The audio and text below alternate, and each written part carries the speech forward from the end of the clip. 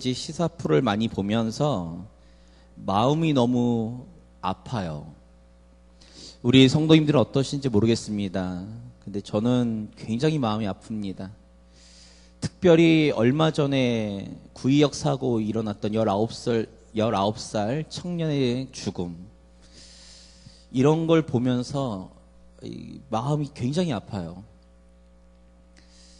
왜 그 청년이 죽음으로 내몰릴 수밖에 없었는가? 가방에는 먹지 못한 사발면을 가지고 왜 그렇게 내몰릴 수밖에 없었는가 해서 그 다음에 막 나오는 뉴스를 보면 막 분통이 터집니다. 분통이 터지는 이유가, 우리 뉴스를 접해보신 분들은 알겠지만 이거는 그냥 구조적인 문제예요. 이 구조적인 문제 가운데 이 한 명의 청년은 죽음으로 내몰린 거죠. 그럼 그 구조적인 문제가 왜 생겼는가 했을 때, 그것은 요즘 얘기하는, 하도 얘기를 많이 하는 메트로와 마피아의 합성어인 메피아라든지 이런 관피아라든지 이런 일들이 이 세상에서 너무 만연하게 일어나고 있다는 거죠. 이런 일들이 이 세상 가운데 너무 만연하게 일어나다 보니까 힘없는 사람, 약한 사람, 그리고 배경이 없는 사람, 이런 사람들이 계속 막다른 골목으로 내몰리고 있는 게 지금 이 사회의 문제라고 생각합니다. 그렇다고 제가 사회 개혁가도 아니고요. 그런 뉴스를 보면서 너무 마음이 아픈데, 제가 지금 몸담고 있는 곳은 교회잖아요. 교회고, 제가 또 계속 주로 일을 하고 있는 곳은 바로 교회 사역입니다. 교회 사역에서 딱 돌아보니까 세상에서 일어난 일이 지금 교회에서도 일어나고 있다는 거죠. 그러니까 제가 하고 싶은 말은 뭐냐 하면, 우리가 세상을 바라보면서 저 세상의 저 불합리한 것들, 그리고 굉장히 구조적인 어떤 문제들, 그런 문제들에 대해서 계속 우리가 비판하지만, 막 화를 내지만, 그리스도 안에서, 하나님 안에서 모인 교회의 공동체 안에서도 그런 문제들이, 그런 구조적인 문제들이 있다는 거예요. 그러니 세상에서 막 그렇게 시달림을 받고, 막 그렇게 어려움을 당하고, 그렇게 약한 자로서 수없는 그러한 모멸감과 수없는 그런 막 아픈 상처가 있는 사람들이 좀 위로 좀 받아볼까, 하나님의 사람들은 좀 다르지 않을까, 하나님 사랑 안에 있으면 뭔가 좀 다르지 않을까 그래서 교회로 찾아왔는데, 교회에서도 똑같은 일들이 벌어지고 있다는 거예요.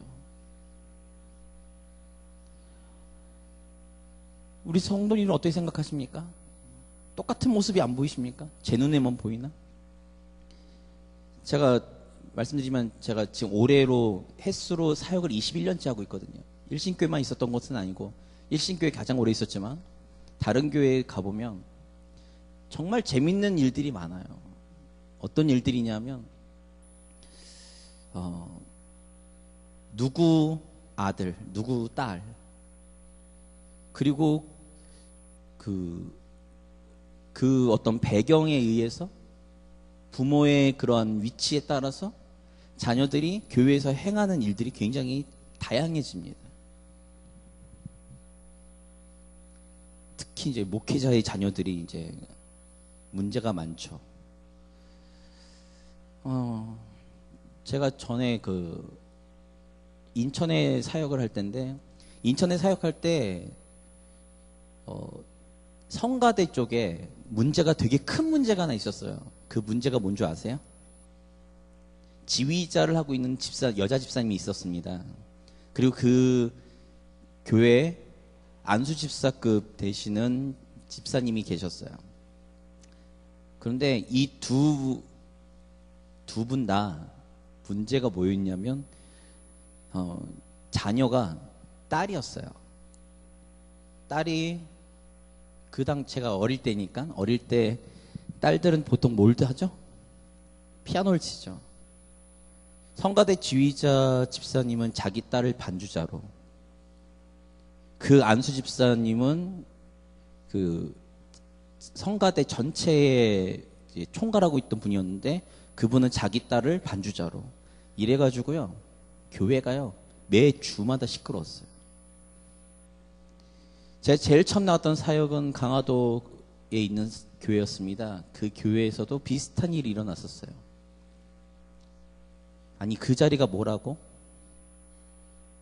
그 자리가 뭐라고?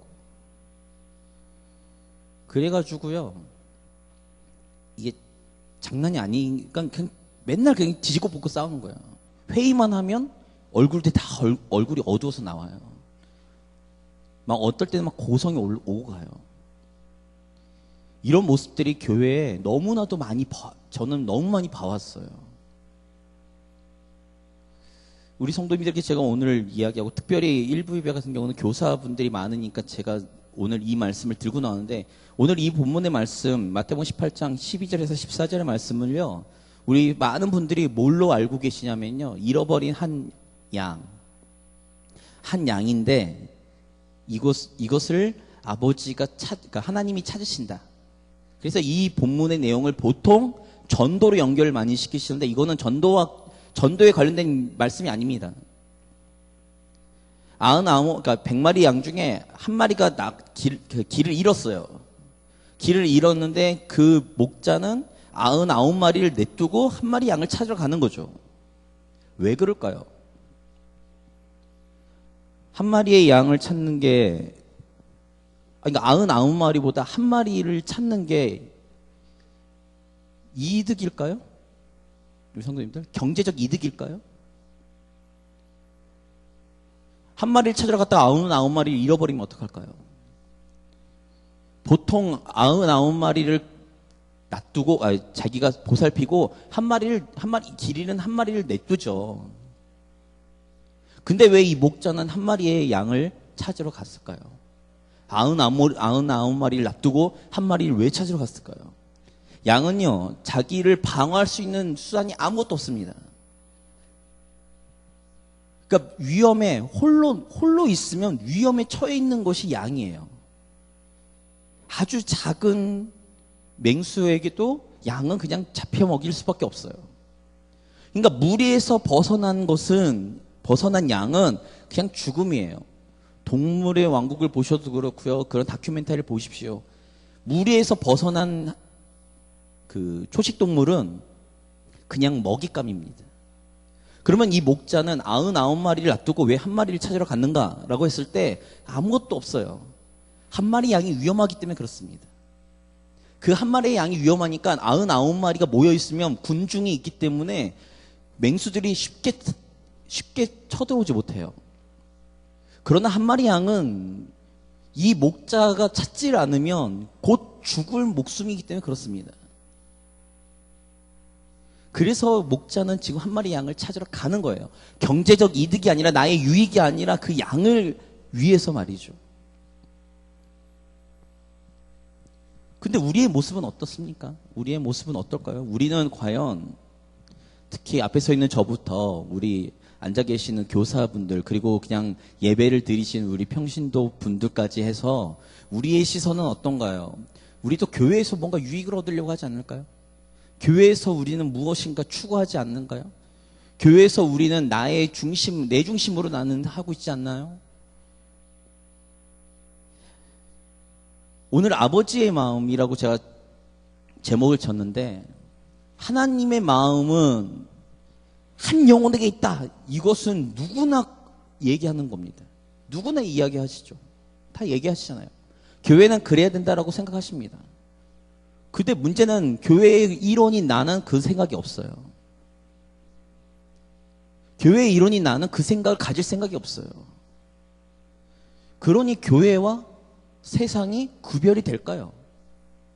세상과 똑같은 방식으로, 세상과 똑같은 생각을 가지고, 세상과 똑같은 행동을 우리가 하면서 말입니다.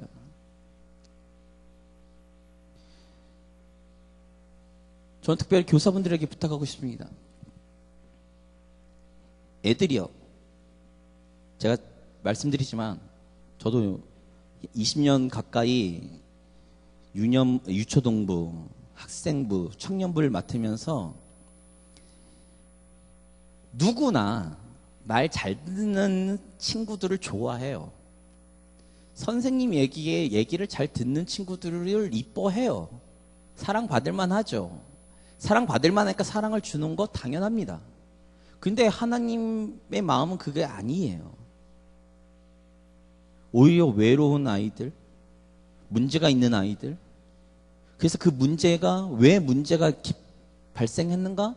그것을 파고들면 결국 그 아이에게 대한 관심이 없는 거예요. 부모도 관심이 없고요. 그 아이에 대한, 그 영혼에 대한 마음이 주변에서 받아본 적이 없는 아이들이 문제가 생깁니다.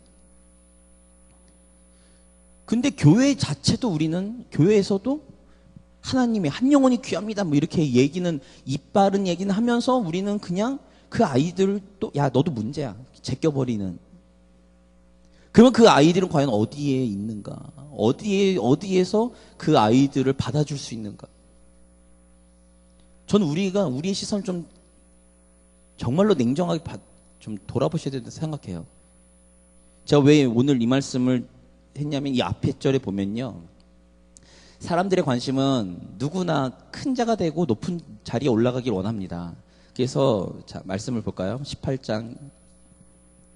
자, 1절입니다. 1절 같이 읽겠습니다. 그때에 제자들이 예수께 나와 이르되 천국에서는 누가 크나이까? 자, 제자들이 와가지고 예수님께 물어봅니다. 예수님, 도대체 예수님이 항상 말씀하시는 천국이 있는데 천국에서 큰 사람이 누굽니까? 라고 물어보죠. 그랬더니 예수님께서 이렇게 말씀하십니다.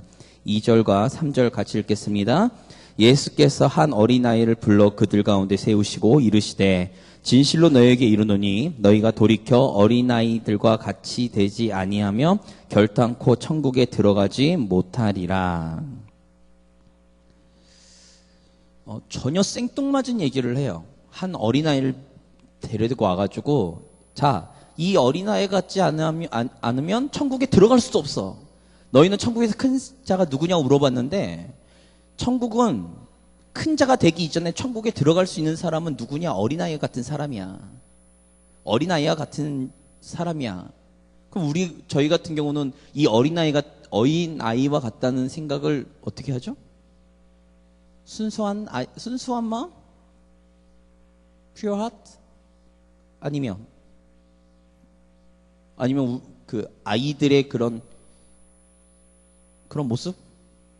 순박한 모습? 아니에요.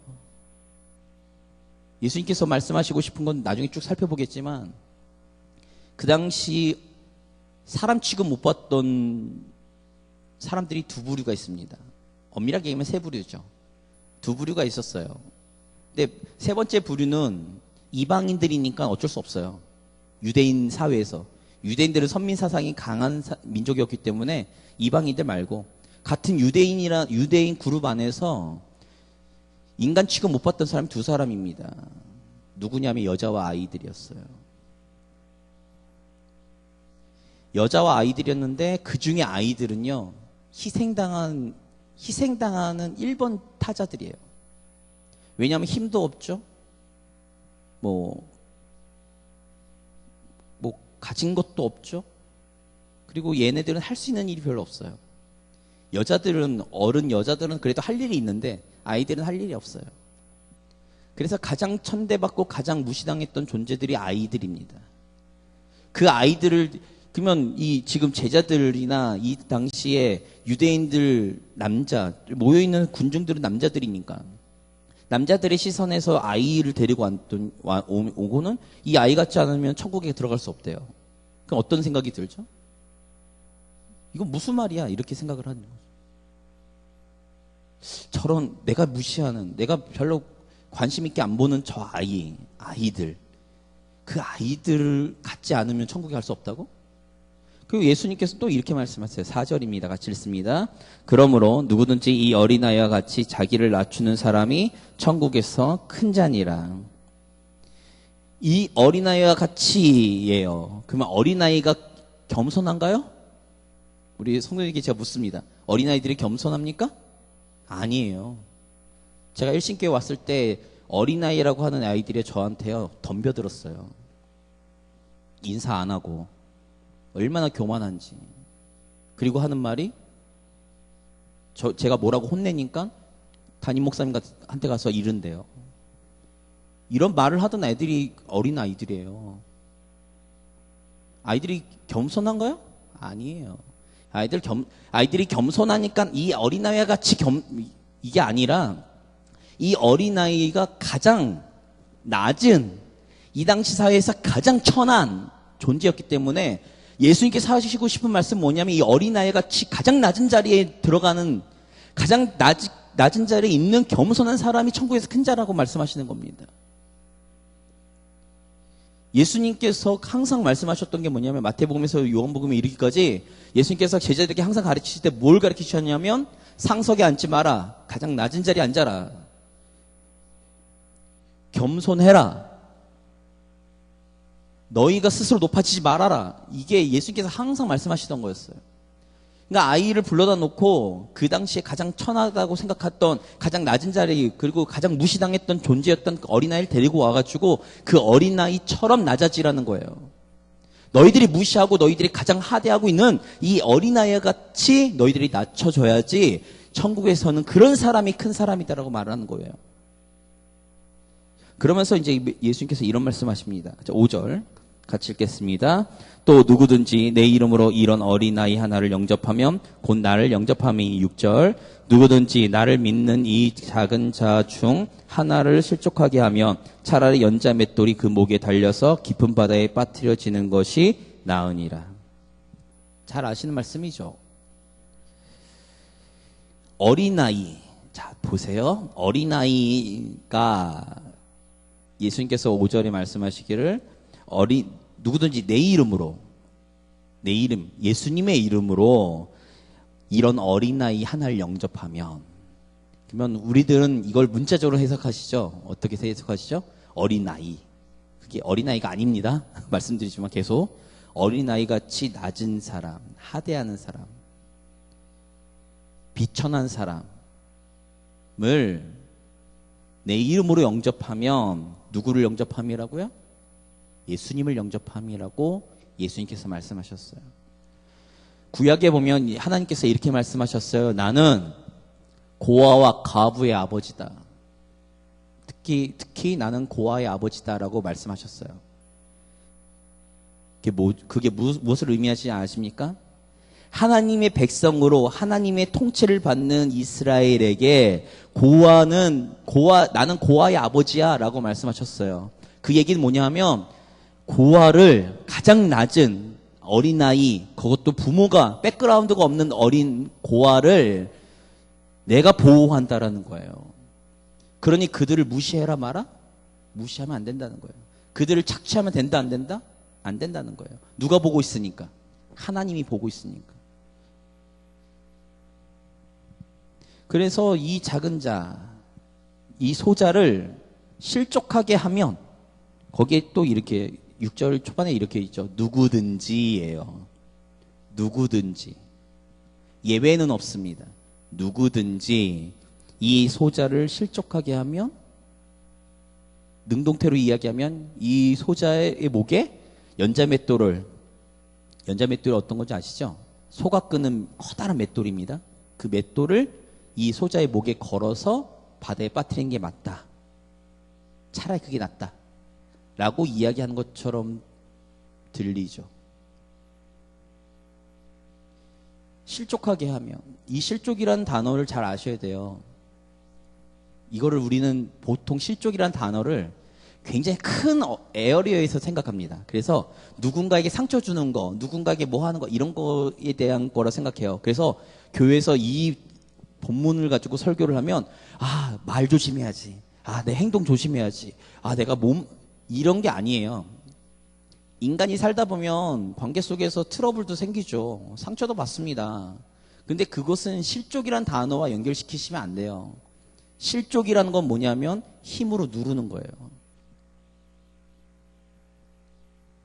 이 어린아이, 아무 백그라운드가 없는 이 어린아이, 가장 하대하는 이 비천한 자, 소자, 백그라운드가, 배경이 없고 아무것도 없는 이 소자를 내가 가지고 있는 백그라운드로 눌러버리는 것이 실족입니다. 대항도 못 하잖아요. 반항도 못 하죠. 여기에 쓰는 게 바로 실족이란 단어예요. 내가 아무것도 할 수 없이 그냥 난 일방적으로 당해야만 하는. 이것이 실족입니다. 그러니까 예수님께서 그렇게 말씀하시는, 비유로 말씀하시는 거예요. 차라리 연재 맷돌을 목에 걸어서 그냥 바다에 빠뜨려버려 죽여버리는 게 낫다는 거예요. 근데 이런 일이 교회에서 너무 빈번하게 일어납니다. 자, 7절입니다. 7절 읽겠습니다. 실족하게 하는 일들이 있으므로 말미암아 세상에 화가 있도다. 실족하게 하는 일이 없을 수는 없으나 실족하게 하는 그 사람에게는 화가 있도다. 그렇죠. 실족하게 하는 일은 아예 없을 수 없습니다. 그러나 하나님께서는 그것을 반드시 누구든지 여기에 나는 전도사고 나는 목사고 나는 어떤 직분을 갖고 있으니까 이 아니에요. 누구든지. 말씀 보겠습니다. 8절부터 9절입니다. 같이 읽습니다.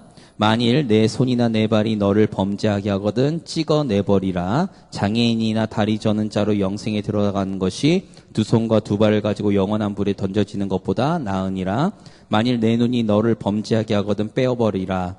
한 눈으로 영생에 들어가는 것이 두 눈을 가지고 지옥불에 건던지는 것보다 나으니라. 이 말씀을요, 보통 이 문자적으로 해석하시는 분들이 너무 많아요. 그래서 어떤 분들은 이 말씀을 굉장히 저주의 말씀으로 막 공격하시는 분들이 계신데, 이거를 비유입니다. 이거를 그렇게 하란 얘기가 아니에요. 앞에서 계속 말씀을 드렸잖아요. 항상 문맥을 되게 중요하게 보셔야 돼요. 지금 소자에 관련된 거, 그리고 소자가 가장 낮게 겸손한 사람이 천국에서 큰 자다. 그러면서 너희는 소자를 실족하게 하지 말아라. 라고 말씀하시면서 비유로 만일 손이나 발이 범죄하거든 차라리 이거를 찍어버리고 천국에 가는 것이 맞다. 라는 거죠.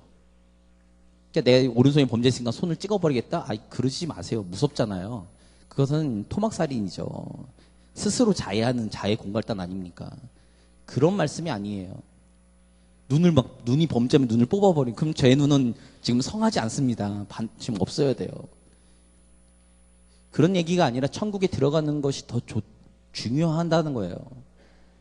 내가 만약에 범죄해서 그 범죄한 걸 가지고 그냥 천국에 못 가느니 차라리 그 부분을 잘라내고 그리고 천국에 가는 것이 맞지 않냐라고 말씀하시는 거예요. 그러니까 이걸 문자적으로 해석하시면 안 됩니다.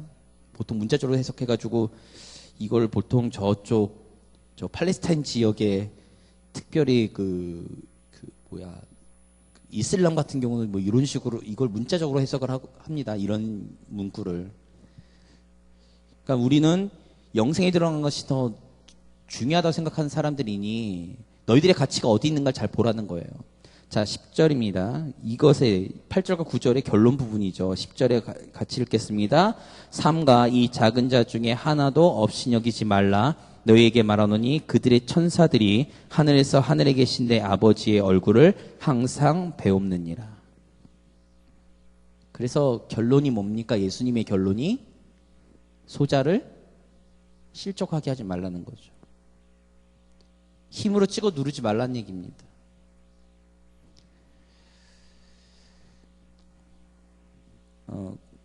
그래서 저는 이제 예전에 학생부 담당할 때 교회 직분자 자녀들은 저한테 더 혼났어요. 특히 이게 높으면 높을수록. 이게 가장 많이 혼난 게 목사님 자녀들. 저한테 엄청 혼났어요. 지금도 그 두 남매는 저를 굉장히 어려워해요.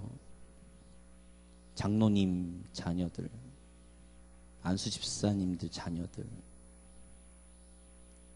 제가 혼을 못 내는 아이들이 있었어요. 혼을 못 내는 아이들이 누구였냐면 편모, 편부 가정에 있는 아이들. 그리고 굉장히 어려움에 있는 아이들, 더 나아가서는 그러니까 부모님들은 다 계시는데 신앙생활을 일신교회에서만 하고 있는 아이들, 그 아이들의 백그라운드가 없으니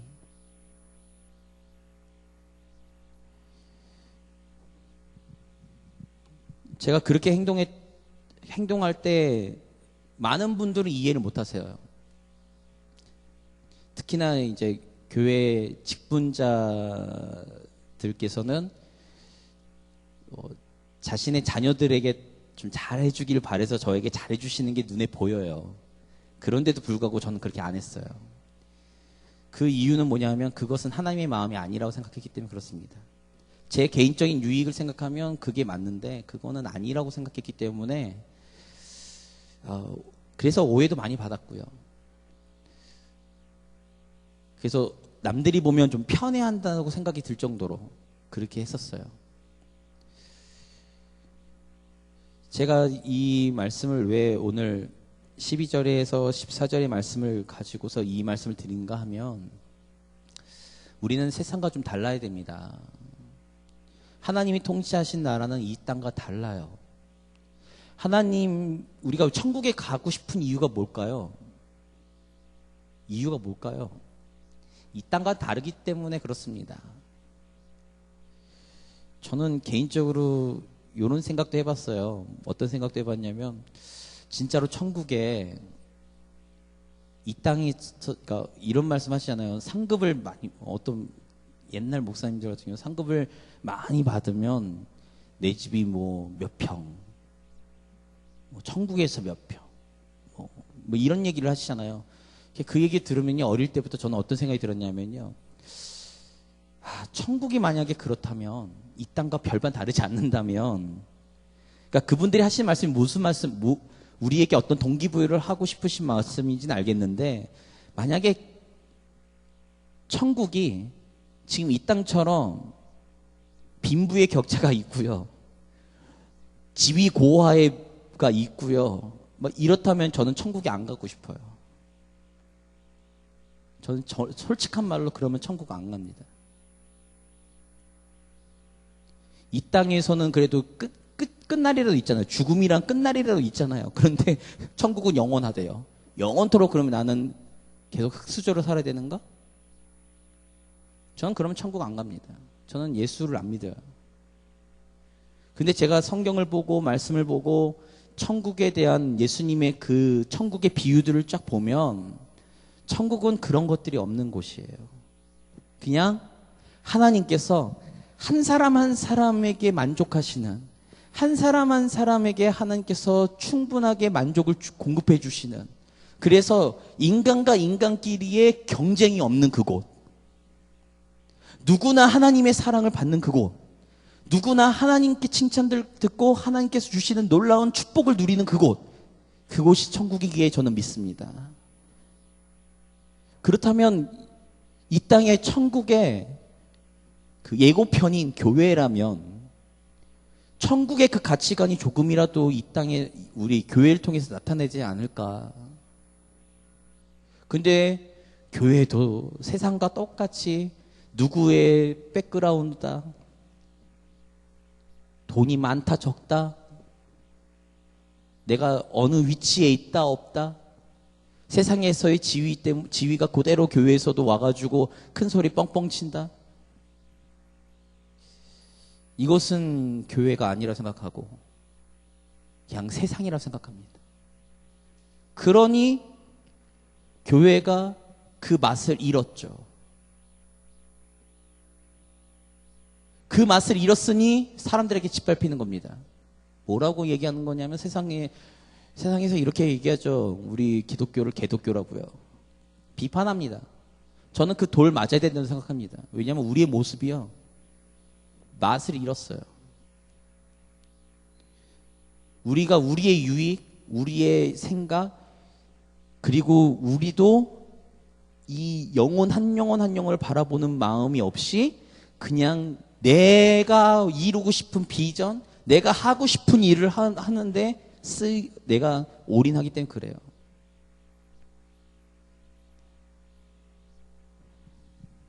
특별히 앉아 계시는 우리 교사분들에게 부탁드립니다. 이런 문제 때문에 교회를 뛰쳐나간 아이들이 한둘이 아니에요. 이런 문제 때문에 교회에 등지는 아이들이 한둘이 아닙니다. 제가 말씀드리지만 초등학교 때간 괜찮아요. 중학교 때부터는요, 교회를 나가요. 제가 중고등 사역을 오래 해봐서 아는데 교회를 나갑니다. 그게 부조리하다고 생각하기 때문에. 그러면 또 다른 우리는 뭐라고 비판하는가? 저 아이들은 믿음이 없어서, 저 아이들은 문제가 많아서 또 다른 낙인을 찍어버리죠. 우리 성도님들에게 부탁드리고 싶어요. 나는 평신도니까, 난 예배만 드리니까, 이렇게 생각하시면 어쩔 수 없는데요. 우리는 교회를 이루고 있는 공동체이기에 한 분 한 분이 되게 소중합니다. 한 분 한 분이 그런 예수님의 마음, 아버지의 마음을 갖는다면, 한 영혼에 대한 집중, 한 인간에 대한 집중을 하신다면 저는 일신교회가 정말 좋은 교회가 될 거라고 믿습니다. 세상에서 느껴보지 못한 하나님의 사랑을 이 땅에, 이 교회에서 느낄 거라 생각합니다. 저는 그런 공동체가 되기를 간절히 소망하고요. 그런 교육부서가 되기를 간절히 소망하고요. 그런 교회를 통해서 하나님의 영광이 이 땅 가운데, 하나님의 사랑이 이 땅 가운데 전파되기를 예수님의 이름으로 기도합니다. 같이 우리 말씀 붙들고 기도할게요.